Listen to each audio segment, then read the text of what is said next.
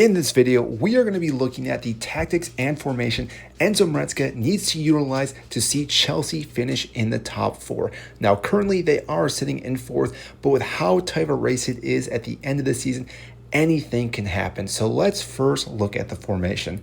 Now, the formation itself is looking something along these lines. Yes, we are going to see 5 in the back, and with that, we're going to see a 2-2-1 type of formation. Now, before you click off this video, let me explain why this is such a unique formation and why it actually benefits Chelsea with its current players. Now, yes, you could argue some of these players might still be out injured, but we're going to assume they're going to be fully fit coming back on the 3rd. Now, first off, looking at the defense, these players right here seem to be the best reliable players that we have currently at this squad. Yes, you could argue that Fofana maybe should start over Tosin, but with his age and experience, I think he's the guy that needs to be in our center back, along with Colwill on the left side, Chalobah on the right, Reece James is our right wing back, and Cucurella on that left wing back. Now, the reason why I want to pick these players is obviously Cucurella has the capability going up and down this left side of the pitch, can drift inside. We've seen him do this all season long, but there is plenty of space for him to be very creative, but also allows him to take on one-on-one defenders, which he's actually very good at. On top of that, if he does push up, Colwill is able to play as that left back. We have seen him do that before. Not that when he's strictly left back, but he can hold his own in this area. And like we mentioned earlier with Tosin, with his experience, it makes total sense that he'd be the guy that we can really rely on, because when we are pushing up, he's still going to be very understanding of where to set himself up in this middle of the pitch to, again, win the ball back and actually stop counterattacks. Now, over on the right side, like I said, we're going to see Chalobah and Reece James, and the reason why I picked Chalobah is because of how well he's been playing this season, not just for Chelsea, but with Crystal Palace. I think he is the best player we have currently right now in our defensive, minus Reece James and Cucurella. But if he's out injured, I would recommend that Reece James actually slides into the spot, and we'd see Malo Gusto and that right wing back. But like I said, with this formation, we want to see Reece James also pushing up into these areas, because as we know, if he does push up higher, he's able to whip a cross in, and he's able to actually be very creative in the attacking third when he is up in this area, and he's not heavily reliant on playing defensively. Now, granted, this is an area though he might be overrunning himself, so this is an area that we might have him sit back more and again have Cucurella push up higher. Now, that all being said, with our defense, we want to look into the midfield. Now, this is where, again, you could argue the different players that we would select in our midfield, but really doing a 2-2 here, almost like a box type of situation, really relies on Chelsea being able to be creative between these 4 players. And yes, they are probably our best 4 creative players that we do have. Now, Cancelo does not get the credit that he deserves, but he's probably one of the best CDMs this season in the Premier League. And not only is he good at winning the ball back, he's able to play a lot of these balls through the different players. And so if Cucurella's making that run up to the side, Reece James, he can ping the ball and hit these guys, or even Jackson, again, running that back line, he's able to make through ball passes. We've seen this throughout the entire season from Cancelo. Now, talking about his partner here in the double pivot, though, with Lavia, the reason why we want to pick him is because he's also able to receive the ball in very tight situations. So anytime we've seen other teams be getting very close into this midfield area and try to box him in, Lavia is able to actually get the ball, spin, and almost create this pocket of space in this area as he drives forward into this midfield.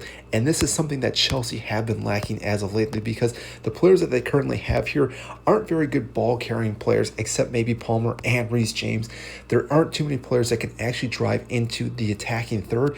And if you have a guy that can do that, this makes it difficult, because what will happen then is that teams, defensively wise, will have to somehow create this defense block here, but they will then get pushed back into these areas, which again allows these other players then on our team to find pockets of space in these areas. And as we keep finding pockets of space, we're going to find more chances to score goals.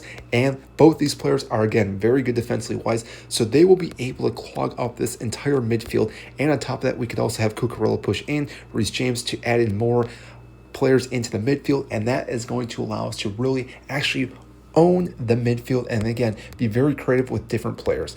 Now, in front of them, it should be no surprise seeing Cole Palmer, obviously one of our better players, but Enzo Fernandez being the other player. Now, yes, you could argue we are lacking some pace with these 2 players, so we're not having, say, Neto on the wing, Noni Madueke, or even Nkuku. But really, when we're looking at the players that have been playing well and playing for the badge, these two guys need to be playing. And this allows Enzo Fernandez to actually roam a lot more into these areas. Now, he can roam back if he wants to be a deep line playmaker. So again, you can play the ball over the top. Or, like I said, he can drift off to the left side. He can drift off to the right because obviously Palmer can drift either way. This allows us to be very fluid in these three players with Jackson as well, because these three players, again, are very creative. And when they have pockets of space, they are able to, again, do something with the ball to find open channels, to find players that can find the back of the net. Along those lines too, Enzo Fernandez then can also drop back into the midfield and help out defensively wise, whereas Cole Palmer can actually stay up top and again help out if we are doing a counterattack. So if we are dropping back, say defensively wise, it looks something along these lines where again Palmer and Jackson are going to be higher up. So if we win the ball back here, Colwell, Cucurella, any of these players really can play the ball out to Cole Palmer, who then can play the ball to Jackson with his pace, can have a one-on-one opportunity. Now I know he has been lacking, but this guy itself, if he's coming back from an injury, I think he's going to be hungry for a goal. And with, again, him having the pace that he is, he's going to have multiple opportunities to find the back of the net. Now, Jackson overall, I think he is our best attacking player as our number 9. Not going to give any discredit to Neto, who's done well as of lately, but Jackson is the guy who, again, like we mentioned earlier, is going to be the guy that can actually push the back line. He's able to push these CBs into different areas, and when he does that, he's actually able then to, again, make these runs that actually allows us to play through balls to this player, because as of lately, we haven't been doing that. We've been very static when we're with players up in this area, that we're just cycling the ball around, trying to find something, and it just does not happen. But with Jackson, like I said, he keeps making those runs over and over to, again, hopefully getting a ball fed to him, and eventually those balls will get fed to him, and when they are, like I said, he's going to have chances to score and find the back of the net. Now, overall, this formation does lack some creativity with the attacking third. I do understand that, but with the teams that we currently have to play for the last handful of matches, each and every match is going to be difficult, and all those teams are going to be looking to get all 3 points. So what Chelsea can definitely do with this formation is actually sit back a little bit throughout the game and really absorb a lot of the attacks and hit them on the counterattack, which, like I know, does almost seem counterintuitive for how we want to attack, but what that allows us to do is actually absorb a lot of what's going on throughout the game and eventually start pushing players up and allowing us to actually be more creative and then heavily load off one side, because like I said, with all these players that we have here, even our defensive players, they're all good at winning the ball back and cycling the ball to where they need to, but we can then push Reece James out to this right side, we can push Cucurella out to that left side, and like I said, we can overload these areas and actually start playing the ball around, and again finding Jackson making that run, or like I said, Reece James can swing the ball in, because we know Jackson is very good at heading the ball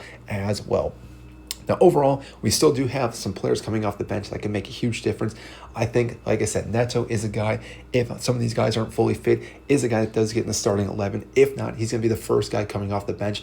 With his pace, with his dribbling abilities, he's very lethal, especially with tired legs at the end of a match. He's going to be very vital for Chelsea. Now, the big thing that we do need to talk about is the goalkeeper, though. And yes, I do have Sanchez in between the sticks for the remainder of the season.